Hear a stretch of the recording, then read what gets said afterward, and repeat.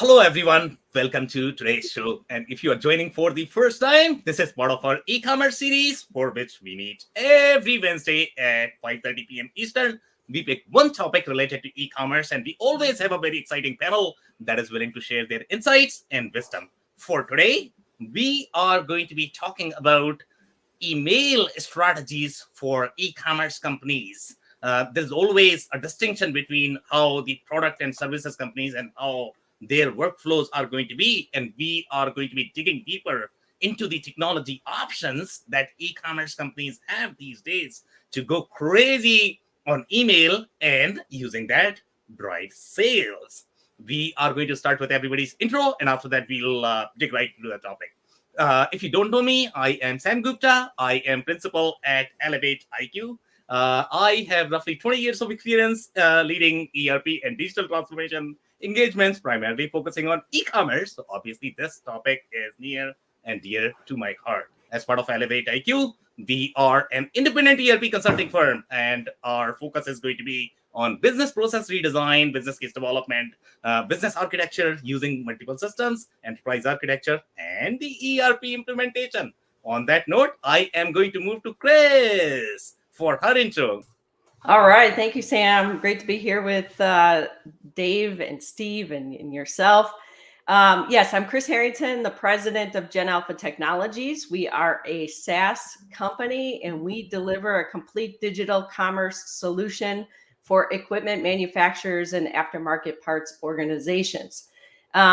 As far as this topic of email goes, I see email strategies for the companies that we serve as a really big opportunity and really underutilized today. So I think if you're in equipment manufacturing or aftermarket and you have an e-commerce site, listen up, have those ears perked, because this is something you should be doing with your business today. So glad to be here, Sam.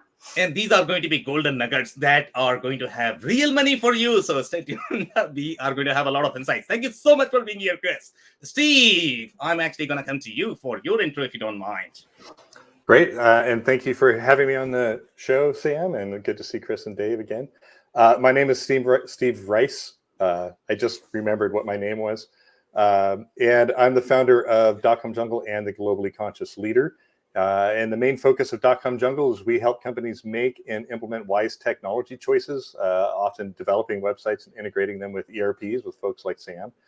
And with the Globally Conscious Leader, we're actually leveraging sustainability and circular economy thinkers in supply chain CPG companies as mentors to business folks so that they can increase their awareness and the drive towards sustainable business practices.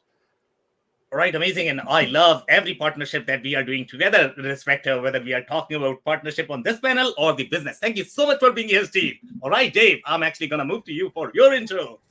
Hey, everybody. Dave Meyer with BusyWeb. I'm the president and founder of BusyWeb. And for the past 23 years, we have been developing and producing helpful content and driving leads for our manufacturing B2B services clients. For e-commerce, we focus on our clients to help use email as one of the lead things to get folks into the CRM and then to automate the responses so that we're actually giving people what they're looking for instead of just trying to cram our message down their throats. So we're going to talk about that a lot today. Thanks, Sam. Amazing. And this is going to be your sweet spot. We are going to get so much insight from you, Dave. Thank you so much for being here. All right, so we are going to dig right into the topic. Before that, if you are listening in the audience, if you have any comment or questions, make sure you are going to be posting those because we'll be addressing all of your comments. If we cannot get to them, then we will make sure that our panelists are going to get back to you after the episode. So we are looking forward to reviewing your comments and questions. On that note, Chris, I am going to start with the first question, which is going to be the use cases for the e-commerce companies. And obviously, we are looking for crazy scenarios that companies may not have explored so far from the email perspective. So right now, we are talking about the possibilities of what all may be possible from the email perspective. What are the trends that e-commerce companies can capitalize on and then fire the email to drive sales? All right, you're starting with me, right, Sam? Yes. I thought I heard my name. Okay, great. Yep. So as I was thinking about this topic, I divided the types of emails into two types, which were transactional emails and promotional emails, because I think that, when you think about your e-commerce site, there really are these two aspects.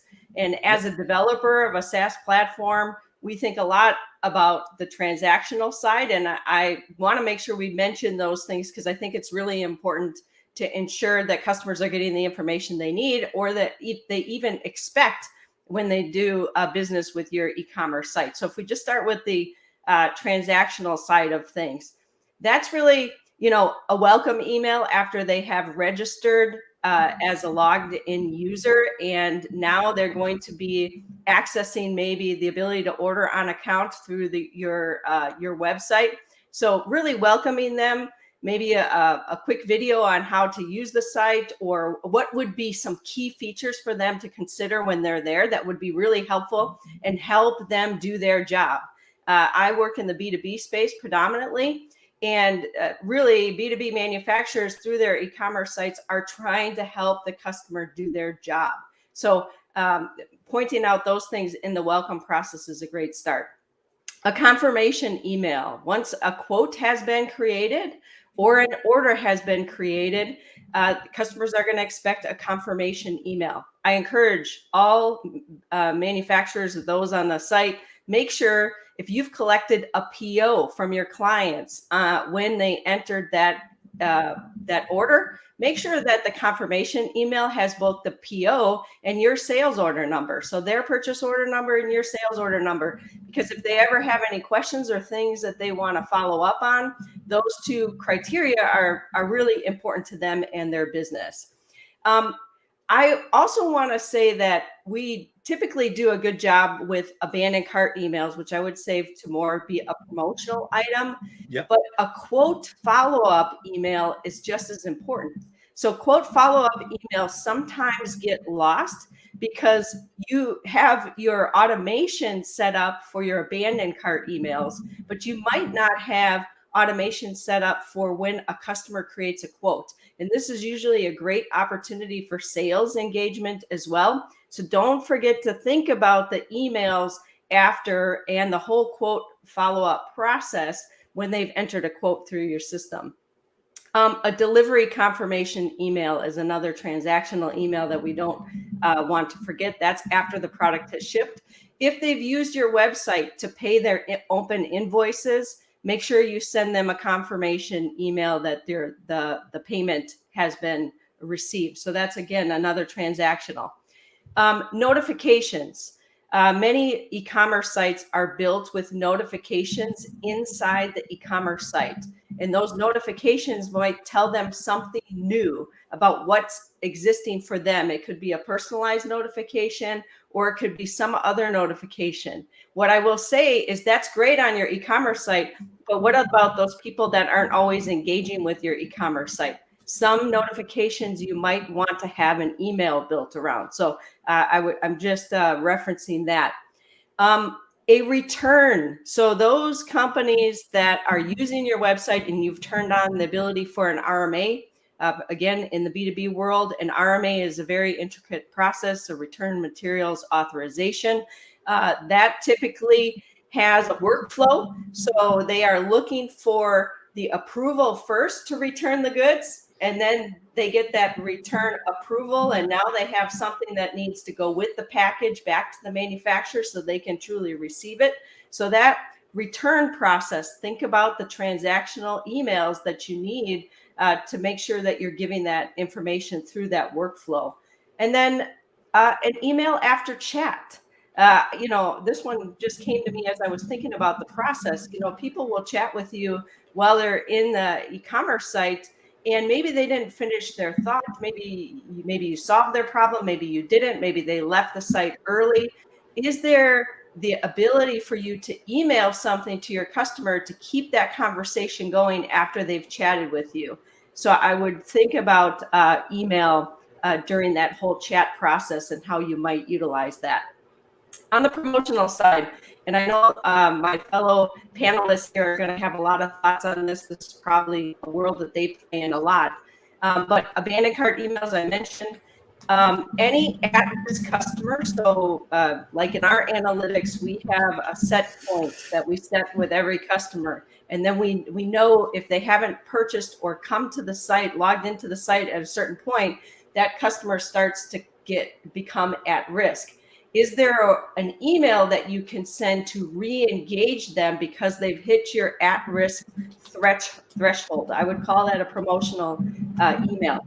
One thing I should mention before even talking about promotional emails is don't forget to have the opt-in in your website, in your process, to make sure that they will actually get your promotional materials.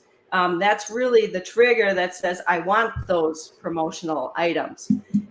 Seasonal, and we've talked about some of this in previous sections, so there might be, but pre-season promotional items, end of season sales and things, those are promotional activities. So as you think about your product, I've worked in the mining world, and in the mining world, they only did large maintenance products and large maintenance and shut down the machinery in the summer months because it was too expensive and too cold to bring in all the equipment that needed to be done for major overhauls. So what type of emails could you be sending your clients to prepare them for the upcoming events that are seasonal activities according to the products that you sell? So that's a suggestion I have.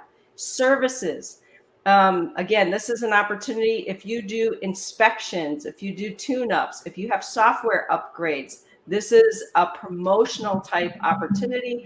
It could be the opportunity to bring people back to your e-commerce site to engage with you, but the email triggers some type of new behavior or new interest or new opportunity for a sale. Common industry components. This is an area where I have seen a huge opportunity for manufacturers that we work with. Often, companies will sell products that fit across a common industry. And this might be consumables, it might be accessories.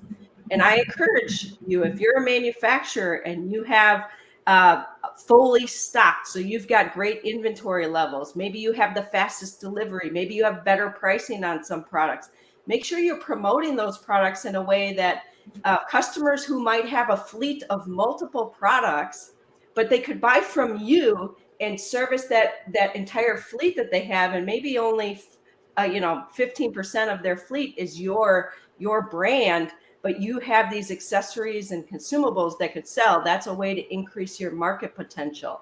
So think about those on that promotional side.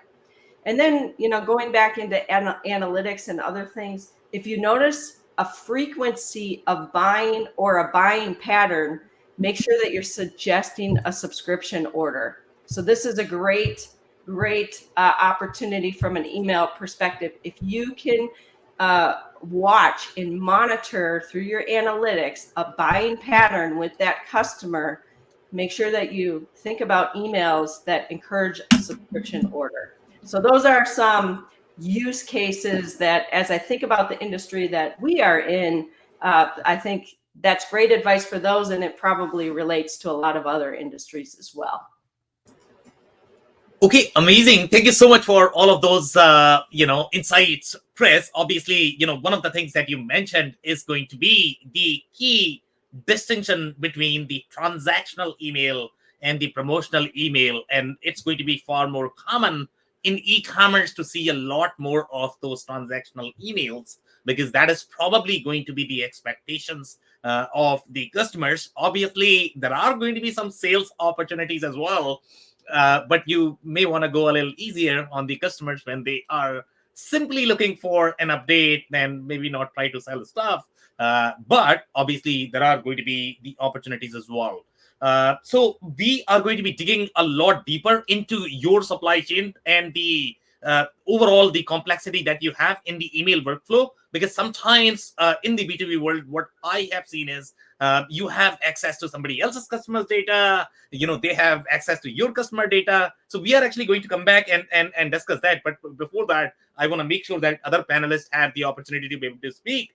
So Steve, I am actually going to come to you now, and I am going to ask the same question, and that is going to be any crazy scenarios that you have seen with respect to emails where salespeople and marketing people can go crazy. I am not necessarily interested in the other emails at this point of time, meaning the transactional email. I am more interested in where are going to be the sales opportunities for e-commerce companies. Thanks, Sam. Gosh, so Christina covered a ton of them.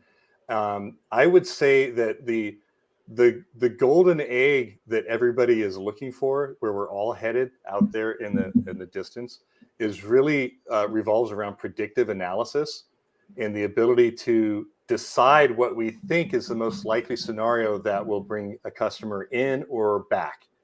And so all of the stuff that Chris mentioned is the absolute most important basic stuff. And by basic, I don't mean to dismiss it. Like, you have to do those things, right?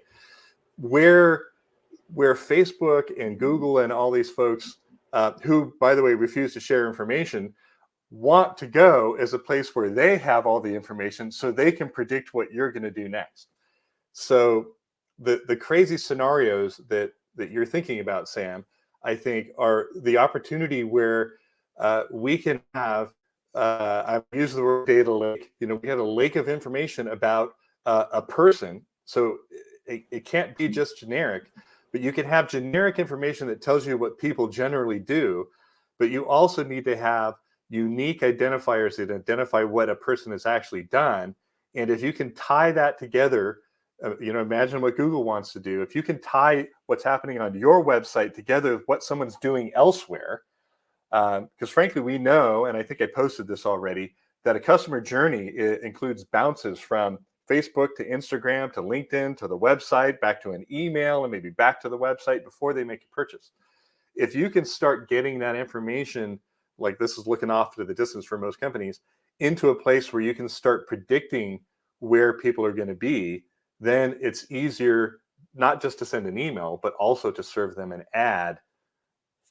And you might notice this, that sometimes consumers who are out there, you might notice if you've got your phone on and you happen to mention to your friend that you were thinking about getting a Gretsch 5222 guitar, and then freakily you start seeing ads for that. That's part of it, right? I know I stepped off of the emails, but that's the predictive analysis dream, the golden egg that's out there for those of us as marketers who want to be able to send the right kind of email to the right kind of person at the right time. Okay, very interesting insights there. And obviously, one of the key points that you mentioned is once you have command of your data and the processes, and obviously you need that customer identity. In my experience, getting that customer identity centralized is one of the most difficult tasks because, the customers are going to be all over the place the way transact when they move from one channel to the next. It's extremely, extremely challenging. And then they are going to have different hierarchies. And again, I think I am going to be coming back to Chris in terms of understanding the hierarchies. When you are talking about complex B2B world, the kind of hierarchies that you are going to see, okay, sometimes you might have buying groups, then you might have the customers, then you might have their own locations, then you might have their value chain. It's just all over the place overall in building the customer identity. So in terms of architecture, Steve, I'm actually going to have a follow-up question for you. Do you typically see any challenges when you are trying to associate the identity as the customers are moving across the channels? The example that you mentioned is your Instagram to Facebook. Sometimes they might be using different email, but it could be the same customer, right? So I don't know if it is going to be AI that is going to resolve all of these inconsistencies in data to provide that centralized identity of the customer. In your experience, what have you seen, Steve? Well, it's a great question, and you're absolutely right that the answer to the question, what's the challenge, is that no one has actually figured this out yet. And the reason I mentioned Google and Facebook is that the reason that we haven't actually figured it out is because there's too many web properties out there that are holding their own information. If Google and Apple, Yahoo, and Facebook actually all shared information, to anyone, and we could look in there. You could do a ton of predictive analysis, but they're all holding on to their information because they want to predict it themselves. So one of the answers is no one's actually done it. The other answer is, in the big sense, it's actually impossible to know where everybody goes all the time, right? Although the NSA, maybe they would argue with that. But the challenge is that we as retailers and as developers, we have to use tools that are available to us. And there are some CDPs, customer data platforms out there that are trying to aggregate some information. The most likely scenario, at least, and this doesn't have anything to do with emails initially, is that at least inside Google Analytics, they're trying to give you some information of what they know in case they know someone's been to some of their properties. And they do also know if someone has left one of your or their properties and gone to Facebook, and they know if someone's come from Facebook back to yours, and use Facebook as a variable and insert any other website. So they're actually trying to give you some cross-platform analysis, or data, I should say analysis, data inside Google Analytics. And a lot of other analytics tools are trying to do the same thing. And then they give you the opportunity to say, if somebody does these things, you can create an audience inside Google Analytics and push that audience to Google AdWords, and then actually run campaigns to those people who've taken those actions. Now, that has to be done generically because of international law, GDP regulations in the state of California. But it also has to be done generically because it's the ethical thing to do. What we're really talking about in the end is, can we take some of this generic information and tie it to an individual person? And it's very difficult to do without full platform analysis. And I forget what the IDs are called, MAC IDs of every device in the world. So it's really a challenge that it's going to take a bunch of people to share information they don't want to share. So maybe that was a longer answer and more technical than you wanted. But Okay, amazing. And I think, Dave is probably going to build on that. He's really passionate about, talking about Apple, and he always has a lot of insights. But before I come to Dave, I'm actually going to cover all of these comments that we got so far from the audience. So Sneha, you are absolutely right that for the nuclear companies, they are definitely able to proactively monitor, but nuclear companies are not the only one. I am pretty sure Chris is going to have a lot of insights because any of the large equipment world, I mean, this is a gold mine for them.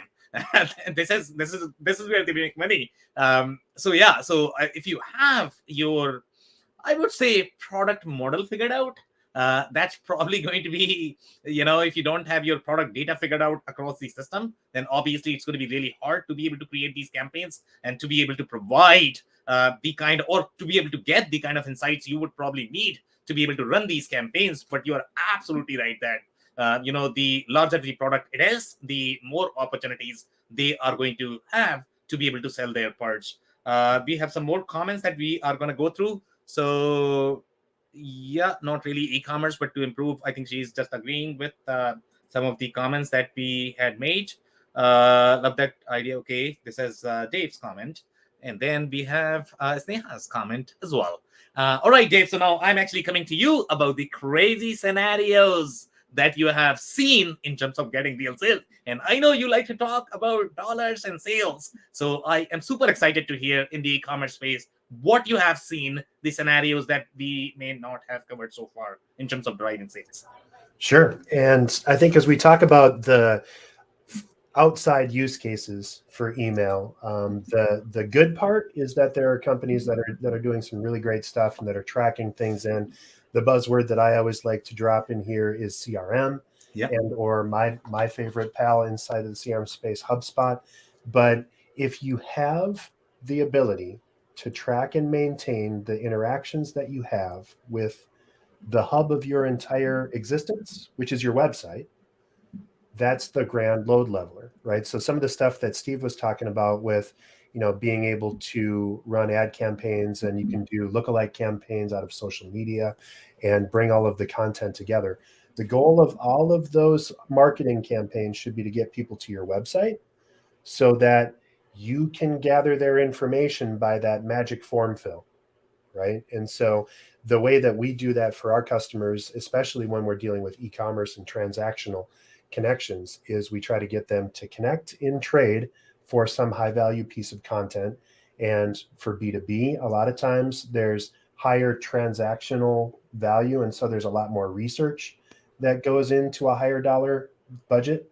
So if you need to buy a $10,000 piece of equipment or a $100,000 piece of equipment, you're going to click around a little bit more than you would if you were just buying the next set of AirPods off of Apple's website, right?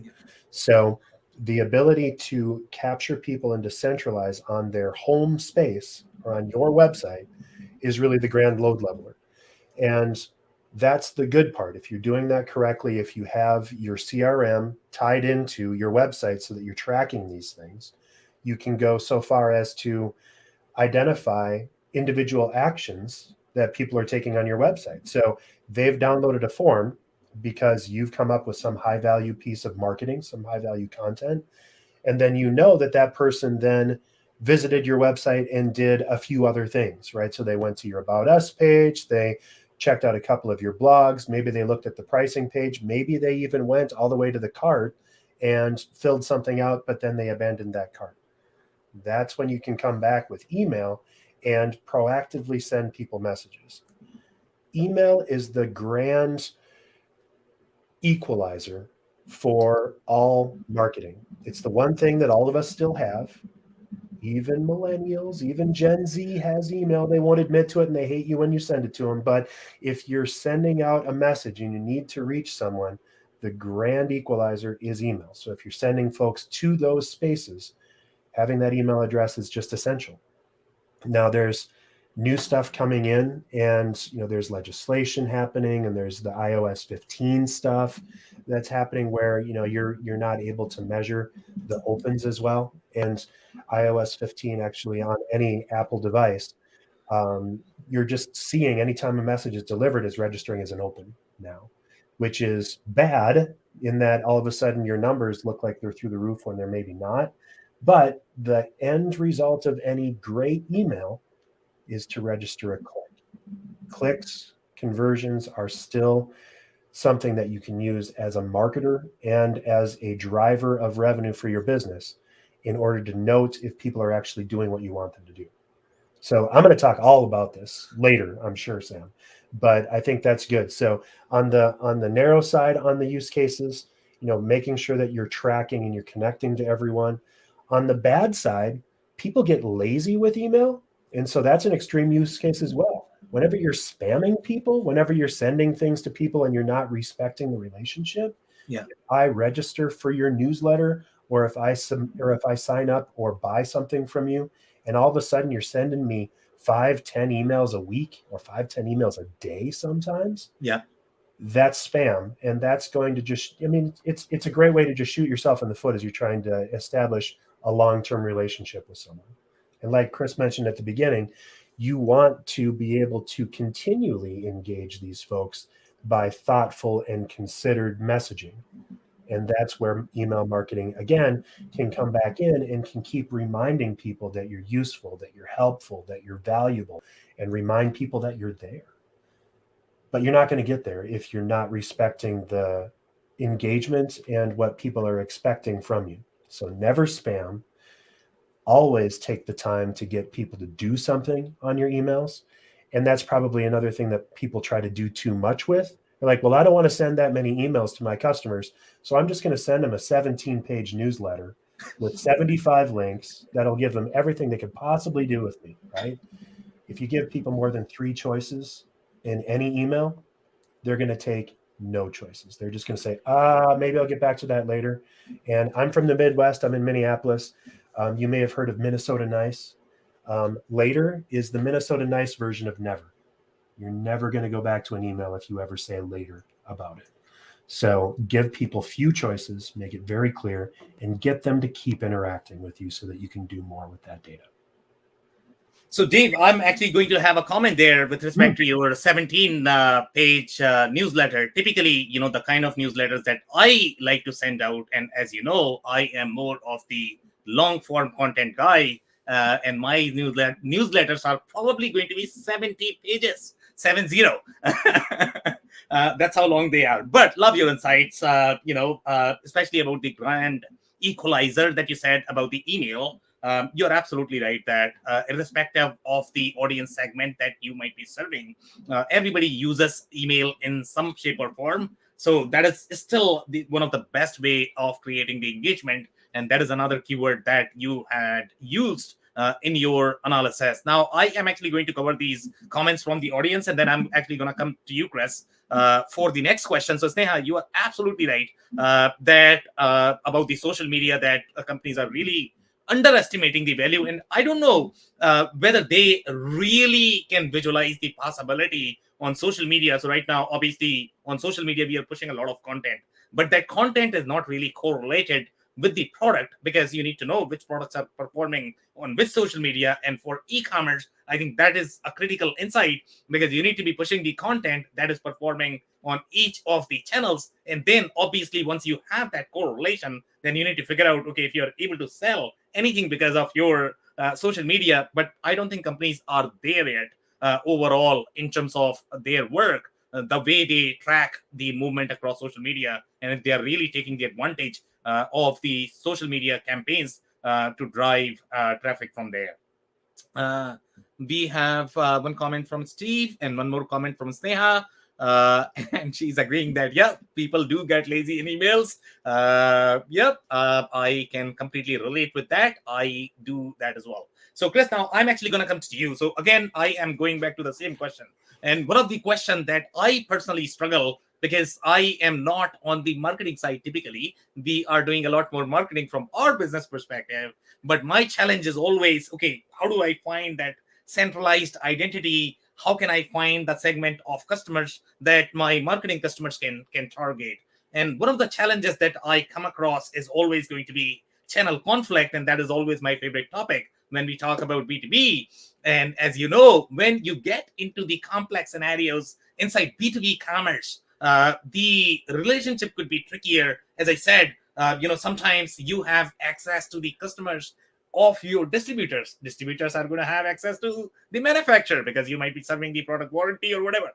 Because of that, you got their emails. Now, do you typically recommend, or do you typically see that companies are sort of cross marketing when they have access to the customer data and they are trying to grab some of that customer segment? In your opinion, what is the ideal way of creating sort of the architecture from the data perspective, from the email architecture perspective?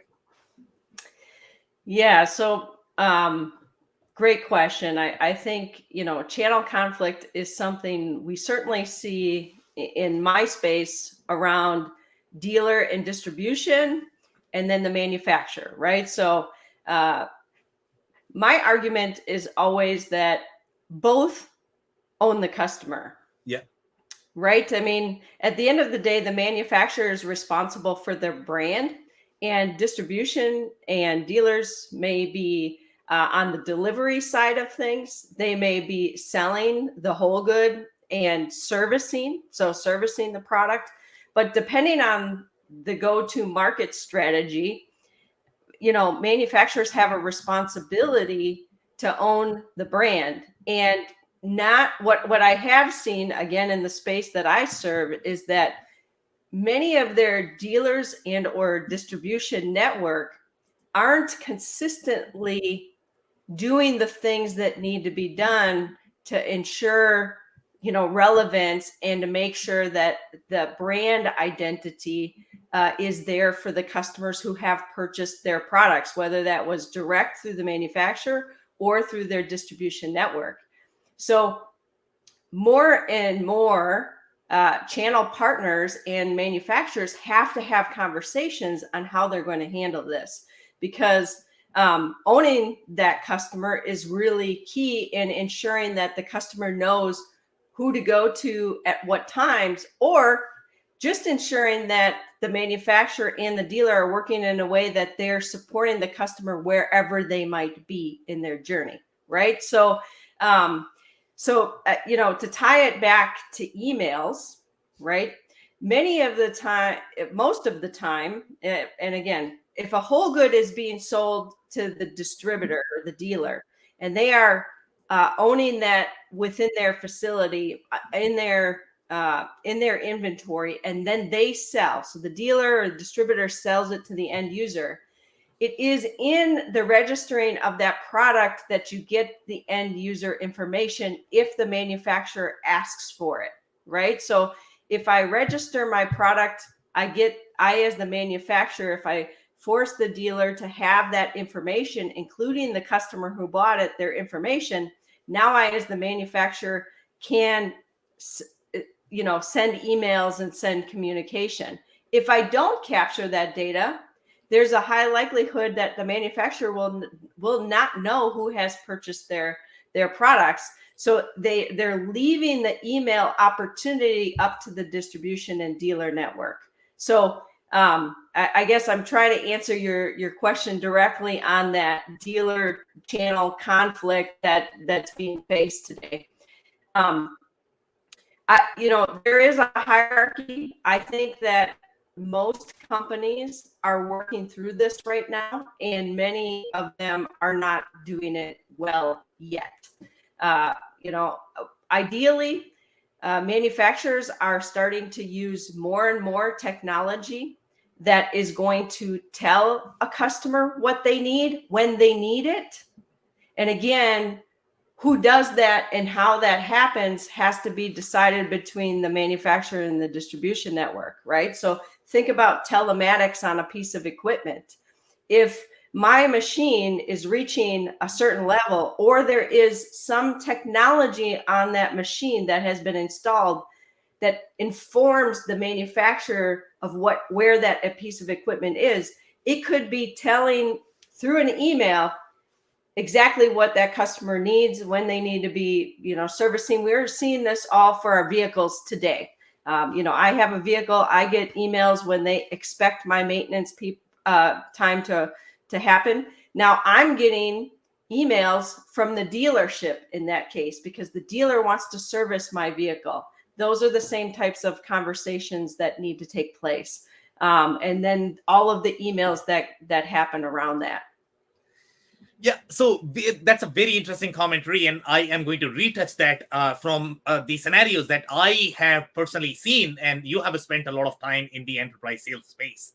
And as you know, how the enterprise sales space works, especially when you are selling either large equipments or some sort of very expensive services, you are probably going to have multiple companies involved in the process. But there is only one rep that actually holds the account. There is only one company that actually owns the account. Nobody else is supposed to be communicating with the customer, because they are going to be controlling the communication, or there's going to be a chaos overall in terms of the effort. Now, let's contrast this with the e-commerce. So in case of e-commerce, obviously, as marketer, my goal is going to be to target as many as possible. That's what, as a marketer, I am trying to do. But I don't know if it is going to come at the expense of some of these relationships, because in the sales world, if I am, let's say, going after somebody else's customer, they are not going to be happy about it. So you are right that we need to have the conversation with the distributor. But overall, in your experience, do you agree with the assessment when we, even though you are saying that both of them share the customer, but you're not supposed to be selling? Even you might share the customer record, but you're not supposed to be selling, I guess, right? I think that's changing, Sam. Okay. I do think as manufacturers and distributors partner for the future, there is an opportunity for the manufacturer to own part of that customer relationship, and there's opportunity for the dealer distribution network to own part of that relationship. So I think it is changing. It would be nice if it was just one, but in today's world, I think that actually is starting to merge, and that's why good communication needs to take place. And again, I will say that many dealers and distributors are not doing it. So then, manufacturers are expecting that somebody's doing it, and it leaves their brand at risk. So, they have to get together, own part of that. And that's because of the way that territories were built and how people service territories and how people could walk in for service and do different things. Well, in the age of e-commerce, if that dealer distributor can't service because they have no e-commerce platform and they're going to miss 20% of the market because they want to do business online, well, then the manufacturer has to solve that. So that's why I say it is changing. Yeah, could not agree more. And you are absolutely right that you have to have the right communication, set up and expectations set up upfront, so that there are not going to be any surprises for the manufacturers as well as distributors. So, Steve, I'm actually going to come to you for your insights. Even though you are not as much in the B2B world, but your world is equally complex as well. When we look at especially the CPG market in the sports goods world, I mean, there are going to be a lot of different complex hierarchies that I have personally seen. And as I mentioned, that you are going to have buying groups, they are going to have customers underneath them. You are going to have customers, and then they are going to have many different locations. They are going to have different, relationships in the mix. So obviously, this gets very complicated as well. So, in your experience, what have you seen when you are establishing email campaign architecture, from different perspectives? Because you could be a buying group, you could be a manufacturer, then you are probably targeting the similar customers. So how do you sort of, set the boundary and the expectations in the relationship so that you don't have overlap when you are communicating with the customers through email? Well, I think there's two questions and / answers inside this. One is like, what's the ethical thing to do? Yeah. And the other is how does a company recognize there's a channel conflict and do something about it? And as Chris was pointing out, I think sophisticated and sort of forward-thinking manufacturers look at a channel conflict and see an opportunity. And additionally, the retailers or distributors who see a conflict are also looking at a potential opportunity, meaning they can go back. They should be all talking to each other and communicating and saying, well, what are we going to do about this? And a sophisticated manufacturer is going to actually say, okay, we either value the relationship of our dealers and our retailers, or we don't. And if you value the relationship with your retailers and your distributors, then you need to not care that you're going to make less margin on a sale that they make, because what you actually care about is the user experience of your customer at the far end, right? So if you're sophisticated enough to say that to yourself and not say, well, we're going to grab all the money for ourselves and just sell off the website, the heck with the rest of you guys, then you're going to have conversations that lead to win-win scenarios where you're actually working together. And I've seen this in several companies. You're actually working together, and you're not exactly sharing customer information, because that's where the ethical piece comes in, but you're working together to drive people in that area to that region's dealers, essentially. And it's not uncommon with the companies that I work with, where they might actually run ads. Say they actually pay for ads in Atlanta or Georgia, and instead of sending people to their own website, they'll send them to the largest manufacturer, the largest retailer in the greater Atlanta region that sells their product, or maybe they'll actually have multiple ads with multiple destinations and spread that love, but they're actually paying for advertising and sort of giving that as part of the relationship to their retailers. I've seen that happen. As far as email sharing, this is where ethics comes in.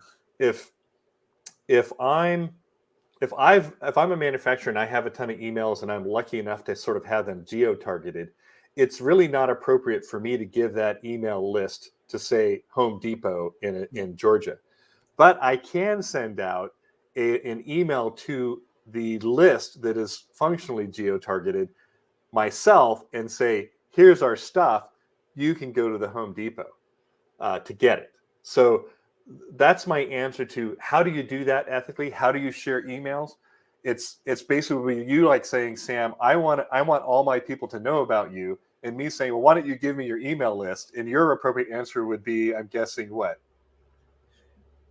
No, right? Yeah. No, right? I'm not going to give you my email list, but Exactly. You might be willing to say to your email list, I met this great guy named Steve. He's got this great company called .com Jungle. By the way, you could also meet Dave and Christina. They're awesome.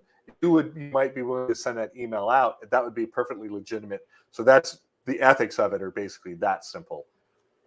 Yeah, could not agree more. And I guess, you are bringing a very, very, very important point, and that is going to be ethics. And obviously that is going to be, there is a very thin line in terms of ethics. And yes, the companies need to be ethical in terms of what they really own and what they don't own, and accordingly they should be communicating. And you are also touching on the similar points as Chris, that the communication and collaborations and the expectations, I guess those are going to be super critical. So Dave, before I come to you, obviously I'm going to cover Sneha's comment, and that is going to be, yes, you are absolutely right about the go-to-market strategy, and yes, they don't really invest enough time in developing that, and obviously you are not going to find as many opportunities. So Dave, now the question for you is going to be, obviously your sweet spot is going to be HubSpot, and in case of HubSpot, the hierarchy that we have, I mean, the challenging scenarios that these guys are seeing from their perspective, you are probably not going to have as complex hierarchy inside HubSpot. But when you come across these scenarios, do you see, do you notice that, companies are trying to target somebody else's customers? Are there any ways where you might be able to restrict that inside HubSpot? What have you seen in your experience when you are trying to design these email campaigns when it comes to targeting somebody else's customer versus not targeting somebody else's customers?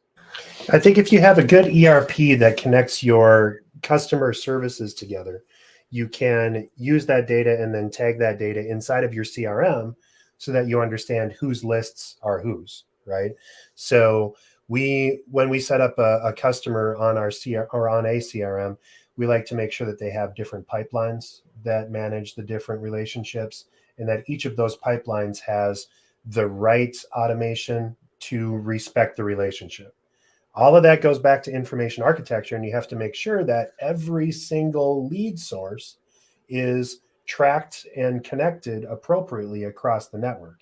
What Steve said is really interesting, and I think it's becoming increasingly a hot button, both just kind of in the world and especially politically right now. People expect that you're going to treat their data as sacrosanct. Privacy is a big deal.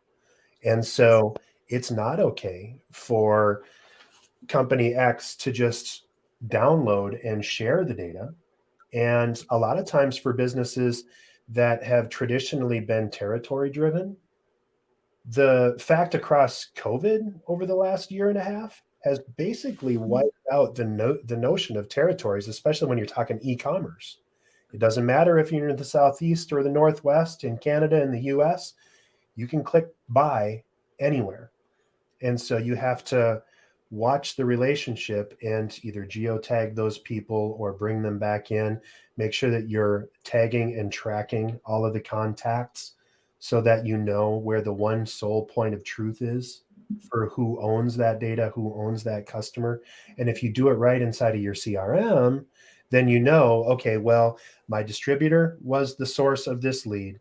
They got me that contact. They actually completed a order from me, and I want to give them the credit, or I at least want to make sure that I'm giving them the right connection, or that I'm saying, thank you on behalf of Home Depot or whatever customer X is, right? So if I'm giving them the right information and if I'm tracking it correctly, which is difficult, especially when we're talking real world. If you've got 17 distributors and you're trying to go to market as well, it's really tough to track all of those different things, especially since the territories are kind of gone now. But if you track it inside of a CRM and you go by who the owner of that data record was, that can help simplify that. And then you just make sure that, again, you're respecting the relationship and what that person expected. This is a customer who is interested in X. This is a customer who has visited these pages on my website. And so I'm going to give them proactively, it's been 90 days since their last order, and we know that the life cycle of this product is 75 days. So I should probably proactively reach out to them and see if they're interested in another order, or bringing them back with a buy one, get one, or we miss you, or something like that. Again, making sure that you're just careful with how you treat that data and that you're adding to the conversation, not simply spamming. And if you're simply just, wild westing it and say, hey, distributors, do whatever you dang well please. I don't know where they're coming from. You don't know where they're coming from. Let's all send them notes. You can spam the heck out of people, and that's going to bite you in the back and not have the end result that you're looking for. So if all of a sudden they've expressed an interest with one of your products, and then distributor A, distributor B, distributor Z, and you sends them a message trying to sell them, nobody's going to buy it because they're going to go to the competitor that isn't bugging the crap out of them in their inbox. Okay, completely agree. And the relationships that you mentioned, and how tricky the email marketing is going to be in the e-commerce space because of these relationships. It's always very, very, very tricky. And obviously, you need the systems. And you have probably stolen my keyword, which is going to be information architecture. To be honest, I like to talk a lot about that, but I very rarely hear about that. So thank you so much for bringing that. So we are probably going to do a very quick round of any technologies you might be excited about in the architecture. So, Chris, I'm actually going to start with you. Okay, so let's say if you were to design sort of the ideal architecture for this crazy email scenarios where you can just go nuts, with the email and you can bring a lot of different sales. So, what are different systems that you would hope to capture in that, system architecture so that you can have the information architecture that Dave was talking about? Yeah, I think it would go back to predictive, which, Steve mentioned. As you think out in the future, if we could predict more what customers should be looking for on our websites, in an e-commerce setting, and be able to really personalize that in a way because we know what they own, or we know what they've purchased in the past, or we know the hours on their equipment, or we know the miles on their vehicle, right? So the predictability and the ability to personalize emails based on that, and send them to the right dealer when they should be serviced by a dealer, and point them in the right direction for do-it-yourself stuff if they should be coming for videos and informational tutorials back to the manufacturer's website to get that type of information. That is where I think I get excited, particularly in the space that I'm in, is all around that predictive. And the more that the machine can even inform what it needs, so that it's already placing things right into the shopping cart, that is the ideal state. And when we talk to our customers, that's where they would like to get to. But first they have to build, and they have to have those components on the machinery. Connecting it to the e-commerce store is the easy part. It's getting it onto the machinery and knowing that machinery is saying, hey, you have a situation here, there's an alarm going off, and you need these parts now in order to prevent a failure in the future.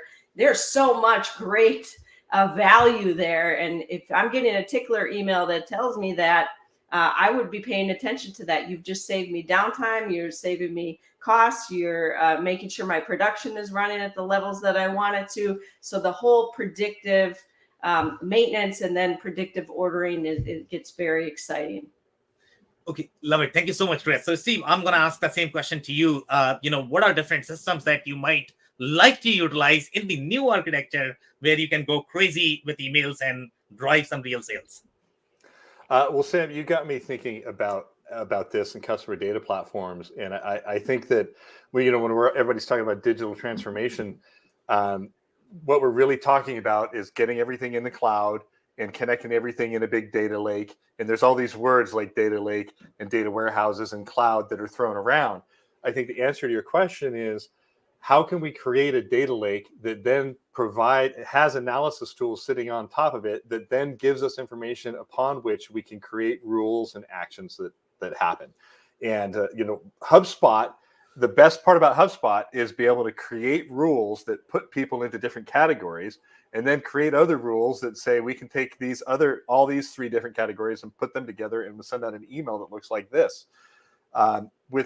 With basic customer data platforms, that's where all of that is heading, is basically a big data lake of information. And it might even be a non-relational database where we don't even know what the connections are yet, but we're going to let AI and machine learning figure that out later. But that's the holy grail, are these CDPs and the ability to basically flag people based on their what they've done, what people like them in the past have done, and like Chris mentioned, do some predictive analysis and make decisions based on that. So that would be my answer as far as looking into the future. Okay, amazing. Love the vision. Thank you so much, Steve, for that. Dave, I am looking for your vision. What are different systems you would like to utilize in your architecture to go crazy on emails to drive sales?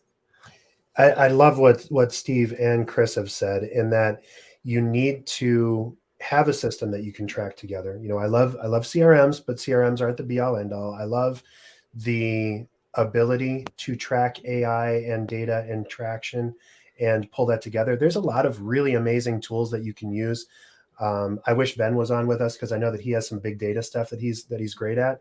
The trick with big data, like capital B, capital D, big data, is that with great power comes great responsibility. Yep. And not only are you going to face a huge backlash if you do it wrong, but you're going to tank your business because you're going to upset millions of people instead of dozens, right? So you need to be very careful. Instead of focusing on the architecture of the contact and all of the different ways that you can come in, I'm sure that this has been said before somewhere, but if not, I'm going to take credit for it. Instead of information architecture, we need to spend some time thinking about value architecture. If you're not actually bringing real value to that person as part of your interaction, if your end goal is just to sell some poor schmo something that they don't need and to try and trick them into buying, that's not good. If you're trying to actually help them and drive real value to them and give them what they're looking for, maybe before they even know about it, that's awesome.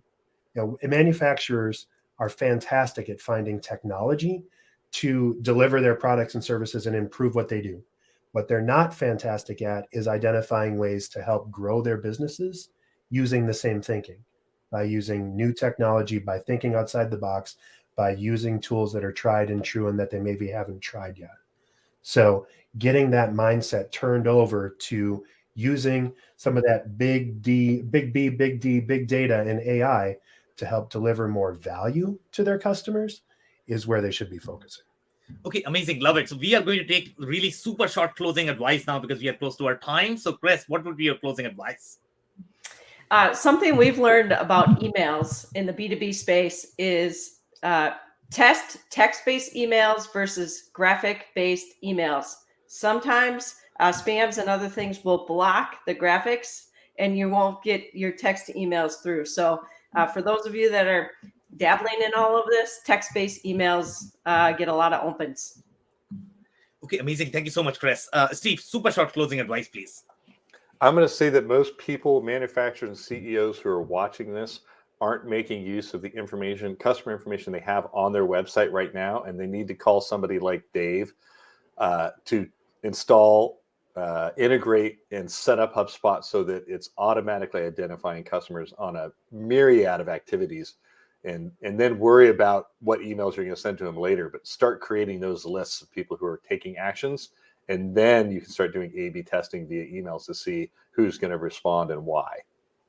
Love it. Thank you so much, Steve. Super short closing advice, Dave. Use your data responsibly and always add value. Okay, love it, guys. And that's a wrap.